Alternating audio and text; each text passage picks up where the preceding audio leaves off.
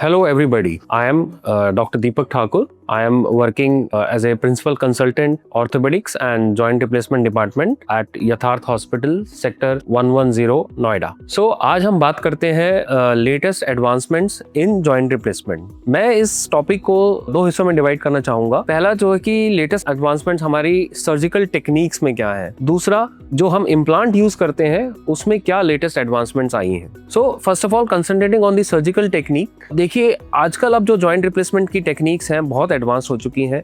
Incision जो length है हमारा वो आजकल अब कम होता जा रहा है क्योंकि हमारे पास बेटर टूल्स हैं टिश्यूज को रिट्रैक्ट करने के लिए, टिश्यूज पे जोर नहीं पड़ता है और उनकी ब्लड सप्लाई हिंडर नहीं होती है। दूसरा, जब हम स्किन से अंदर मसल्स में जाते हैं तो मसल्स की भी अब स्पेसिफिक पोजीशंस है जो हम काटते हैं, जिसकी वजह से आपका रिहैब जो है वो ज्यादा आसान हो जाता है। सर्जिकल टेक्निक्स में फर्दर बात करें तो हमारे पास बहुत अच्छे टूल्स हैं जो हमें हमारे सर्जरी को एक प्रिसाइज ट्रीटमेंट की तरफ ले जाते हैं। पहले हम कन्वेंशनल टेक्निक से करते थे, हमारे पास कन्वेंशनल टूल्स होते थे, जिग्स होते थे जिसके द्वारा हम लोग कट्स वगैरह बोन्स में लेते थे। लेकिन अब रोबोटिक टेक्निक्स आ गई हैं हमारे पास एक रोबोटिक ऐसा टूल है जो हमें उस पर्टिकुलर पेशेंट की क्या नी की एनाटॉमी है, क्या उसका मसल बैलेंस है, वो हमें स्क्रीन पे दिखाता है, जिसकी वजह से हमें एक विजुअल कंफर्मेशन मिलती है कि हम किस लेवल ऑफ नी से हम डील कर रहे हैं। बेसिकली सर्जन के हाथ में ये एक बहुत बड़ा टूल है कि जो वो ऑपरेशन कर रहा है उसका एक इमेज हमारे को दिखती है और वो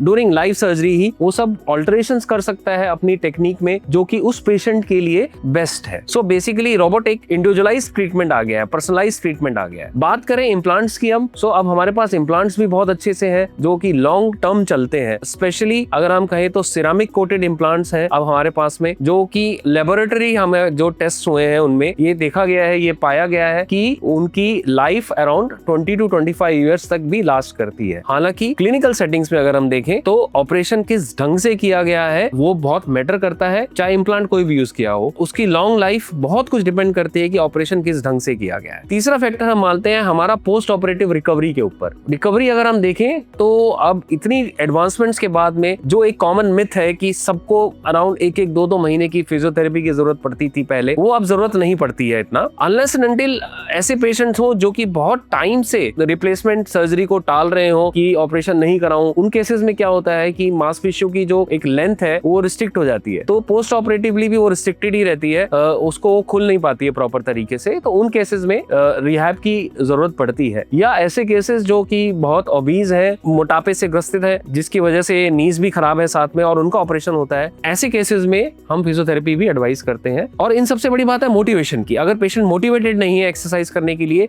तो डेफिनेटली एक सुपरवाइज रेजिमेंट में उनको रखा जा सकता है। बट मेजॉरिटी केसेस में with this latest advancement of techniques बहुत छोटी और रिस्ट्रिक्टेड सी एक्सरसाइजेस रेजिमेंट होती है जो पेशेंट को हम यहाँ हॉस्पिटल में रखकर सारा उनको सिखाते हैं और अच्छे से ट्रेन करके भेजते हैं। जनरली रिहैब में ऐसा रहता है कि अगले दिन से ही पेशेंट को हम लोग चला देते हैं, शुरू में वॉकर या किसी वॉकिंग एड के साथ में, और जैसे जैसे कॉन्फिडेंस बढ़ता है वो इंडिपेंडेंट वॉकिंग करने लगता है। हॉस्पिटल स्टे होता है अप्रोक्सीमेटली 4 to 5 डेज का, जिसमें पेशेंट अपने आप इंडिपेंडेंट हो जाता है, खुद उठना बैठना चलना वॉशरूम जाना अपने काम करना ऐसा 4 या 5 दिन में ही हो जाता है। और कई पेशेंट्स जो कि मोटिवेटेड है, जिनकी मसल स्ट्रेंथ अच्छी है, वो even stair climbing coming down करके भी जाता है।